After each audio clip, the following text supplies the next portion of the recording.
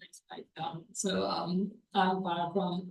I teach at a new model Institute for Technology and Engineering in the UK. And today I'll talk about authenticity or authentic assessments in the context of engineering education. My co-author is John Baptiste Supez, who is from Aston University in the UK, but he's not here today, unfortunately.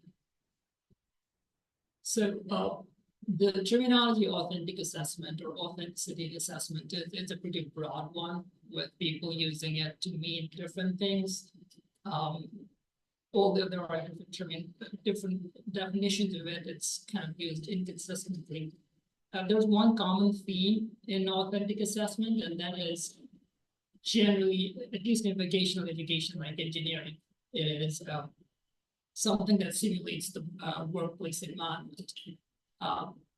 But this kind of is arguable. The authentic assessment itself is broad in a sense that authentic to whom can itself be a question. Is it authentic to the teachers from a teacher's perspective? Is it authentic from students' perspective? How does this look in vocational education versus non-vocational kind of education?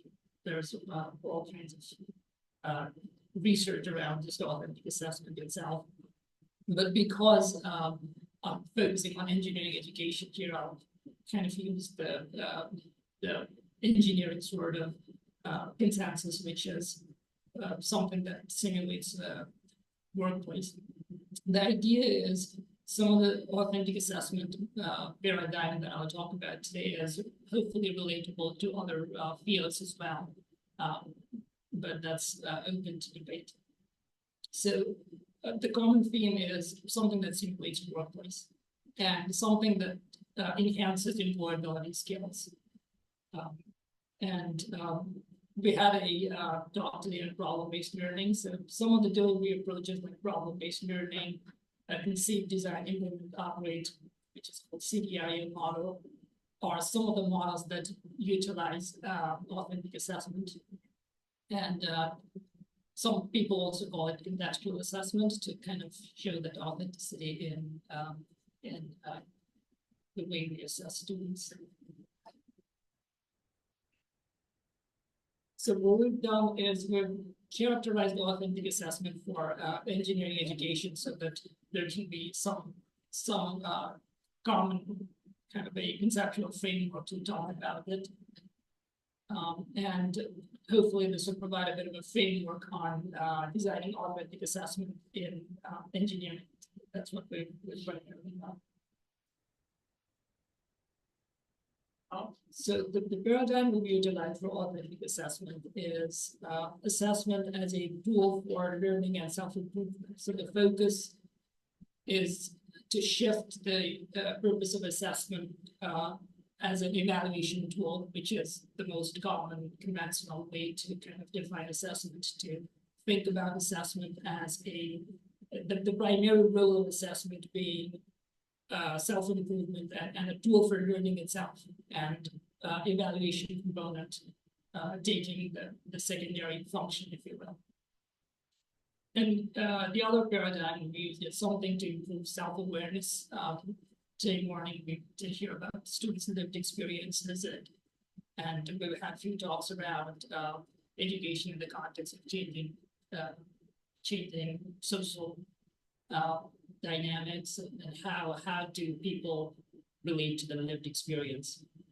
So in engineering, improving self-awareness does not have to be a more metaphysical kind of self-knowledge, but it could be something along the line of how does engineering affect society, and what kind of engineering job would a student want to take after they graduate, because you could do all kinds of different things after you graduate in most different disciplines, but definitely in engineering.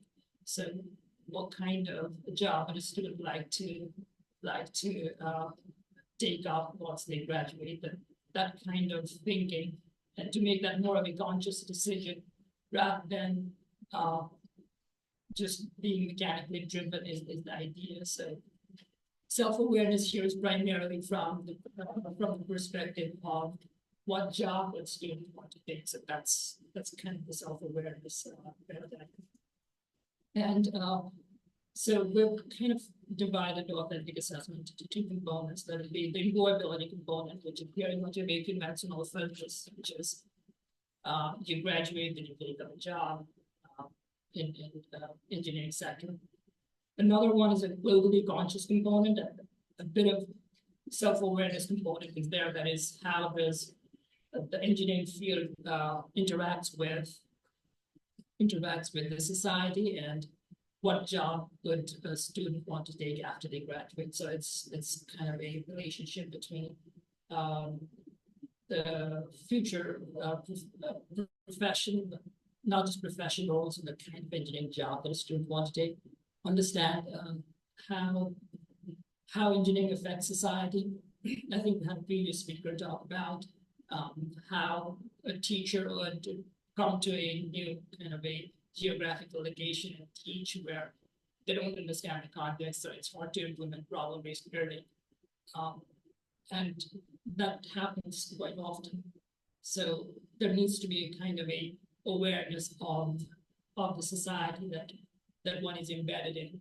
And engineering doesn't happen in a vacuum, because engineering is very much of a societal, it has a societal kind of a function. So there needs to be that kind of a global vision that students need to have, as opposed to thinking of engineering as, okay, it's all about developing some equations, doing some maths, and that is perhaps not the best way to make the best use of engineering for society. So that kind of global conscious component is something that we think should be focused. So from the employability component, there are a few guidelines that can help design the authentic assessment, and that is assessment should enhance employability prospect. But one of the things that that studies have kind of found is that there's a huge skill gap between what the employers want and how ready the engineering graduates are. That the engineering graduates are not really ready to jump into the workplace, and there's a huge amount of a training period between, after the graduation and between between the graduate being a successful engineer. So what authentic assessment could do is it could shorten the training period after the graduation. So that's the idea of authentic design, authentic assessment. And one way to do that would be to replace quiz exams with assessment that mimic workplace. It's almost certain that in a workplace setting, they're not going to be faced with a 3 hours time constraint. You cannot look into any available resources, but you've got to solve this problem in 3 hours. You're not allowed to talk to anyone. You're not allowed to look into your notes. You're not allowed to do anything. That's very unlikely to happen in a real situation. So those book exam would not necessarily mimic the workplace environment. So we need to shift that kind of a mindset. That's one of the ideas. And then the assessment can be informed by industry prospective employers. There is a bit of a silo in terms of academia and the real industry, where industry would, if we would allow industry or prospective employers to actually have a say in curriculum design and a bit of assessment design, then that does at least moderate the kind of assessment from the assessment being very academically focused versus assessment, at least for mitigating some of the gaps that exist between the graduate and the workplace requirements. So bringing in some employers or prospective employers to help design the assessment. They don't need to have the full say, but just bringing them in to get a bit of a sense check can help design authentic assessment.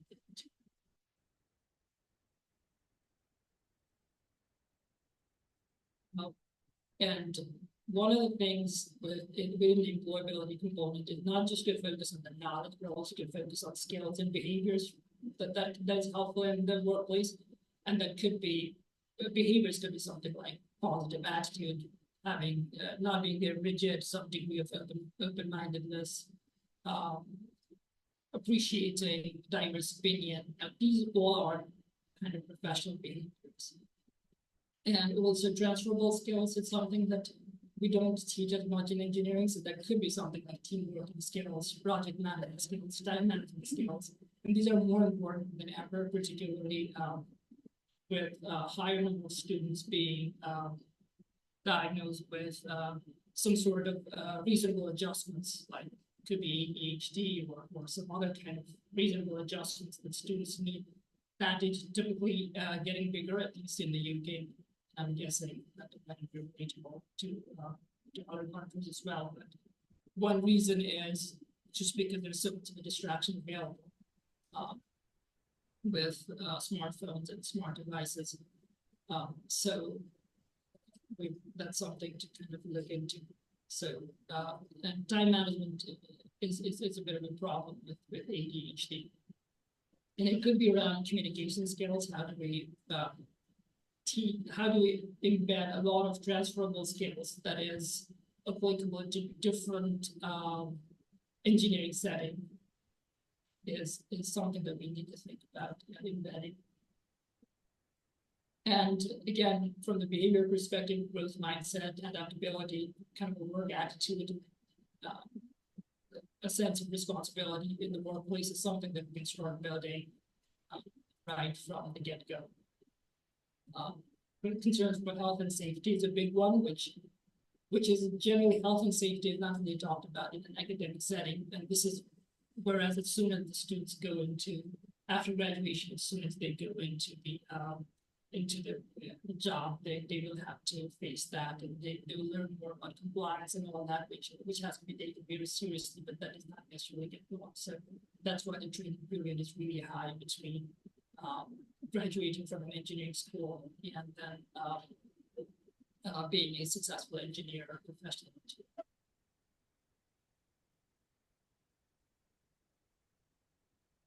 Another one, again, is a globally conscious component that we should try to embed in engineering education, because again, authenticity itself is quite a debatable terminology, or one can define it in many different ways. Authenticity, development, authenticity, what kind. And also, there's a bit of a subjective element in the sense that what looks authentic in one setting might be very contrived and not authentic in another one. So there's that to kind of be mindful of. And it is also to kind of make sure that engineering is not happening in a vacuum. It does not ever happen in a vacuum. It just, students kind of get that impression that if they do their calculus well, that qualifies as being a good engineer, but that's not necessarily true, because eventually the engineered solutions for the society. So if students don't understand the societal context, it's not really possible to kind of be a very good engineer. And another example is something around design thinking. And the way engineers kind of devise a solution can be very different from one cultural setting to another. So if you hand engineers a problem, let's say in the West versus in Asia, it can look very different, or in Africa, because the way we kind of look at a problem can be very different depending on the cultural setting. So if a student studying in the West is kind of given a problem and then shown different ways how engineers in different parts of the world tackle the same problem, it can be very insightful.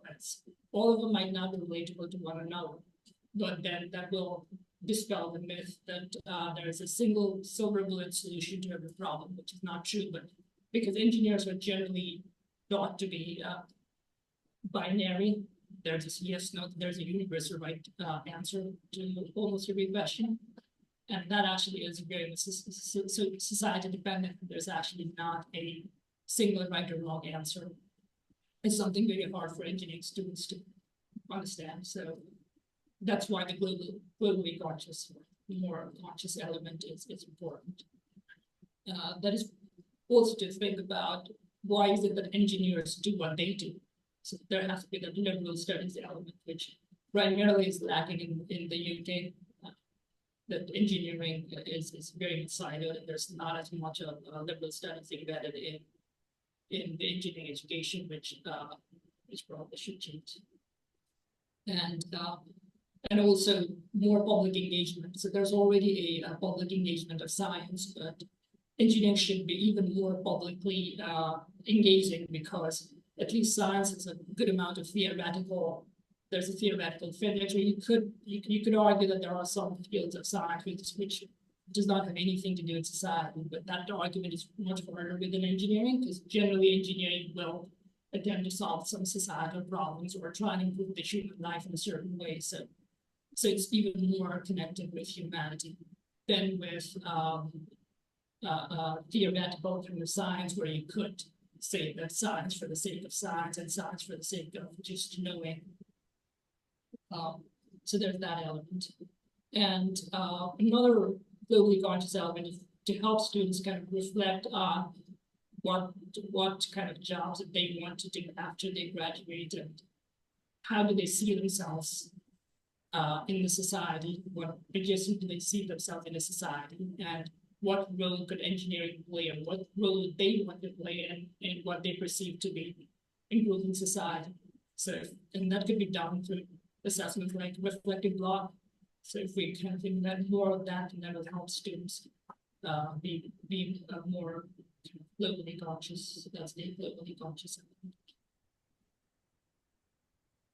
Another way to embed the globally conscious element is to kind of set assessment to tackle what's called a wicked problem. Wicked problem is actually a standard terminology to define problems that are very complex and multifaceted, like pollution, for example, because your pollution would depend on vehicles, and then it depend on the policies, and so how much of politics or how much of sociology, how much of human behavior should an engineer be aware of?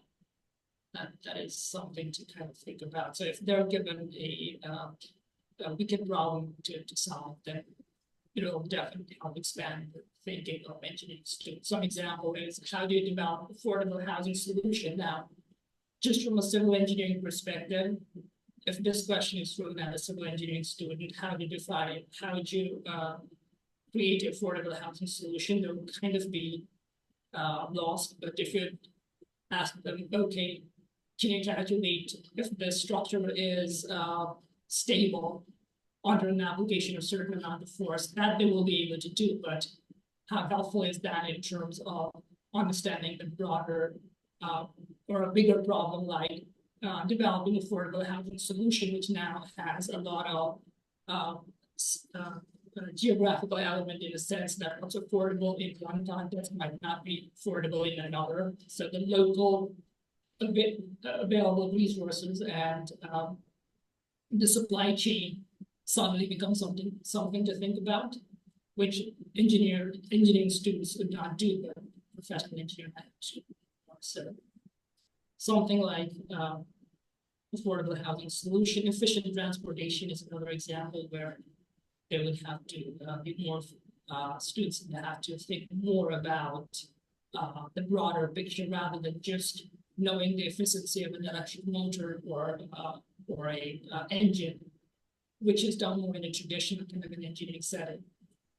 So these are some examples of how we could create assessments that are that does not just look into the side of engineering, but looks into a broader picture. So, water purification system, pollution mitigation, all those kind of things is something within the conscious. So again, that's the broader framework in terms of what can be done to help assessment be more authentic. Another kind of benefit of developing an authentic assessment is it can also mitigate some of the risks identified in by the use of generative AI. Now, technology is it can be good or bad. So there's a lot of good things that embedding AI can bring into an education. So implementation of AI has lots of advantages, but some of the disadvantages that's kind of being discussed right now is around academic misconduct and students cheating using AI. But if assessments are authentic in the sense that it has that reflective element, and if students are to then think about, well, how much have you improved over the last 1 year? What do you want to do once you graduate? These questions, these are more likely to not be as easily solvable by ChatGPT and all that. So it's kind of bringing that element of authenticity can also help reduce the risk of academic misconduct. And also if assessments are more continuous and regular, kind of like in a workplace, because it's never like, okay, you've got this assessment now, and if you fail, that's that. Generally does not happen in the workplace. It's more continuous, because you can fail one day and succeed another day by doing something right, and you're constantly doing something wrong, and then again doing something right, eventually working towards a promotion in a real life setting. So if the assessment is continuous and regular, it's more hard to use generative AI than and come up with like single point, single solution, because it's not a single point assessment. It's multiple assessments that happen over a period of time that can help mitigate some of the AI risks that people are facing right now.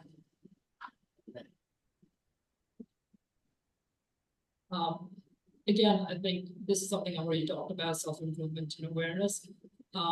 If the class size permit, again, it might not be applicable in a big class size, but in a small class size, there can be interviews and Q&As and debate as a way to implement authentic assessment.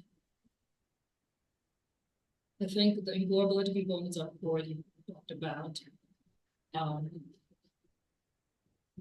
So for the globally conscious element, it's the idea is let's embed more liberal studies into an engineering education. So we do implement some of the authentic assessment in New Model Institute for Technology and Engineering, but we don't have as many empirical evidences yet, which we're in the process of gathering, which is 3 years into this implementation. So we're hoping to gather more empirical evidence, but so far it's looking very promising, and the graduates have all found good jobs relatively quickly with that option.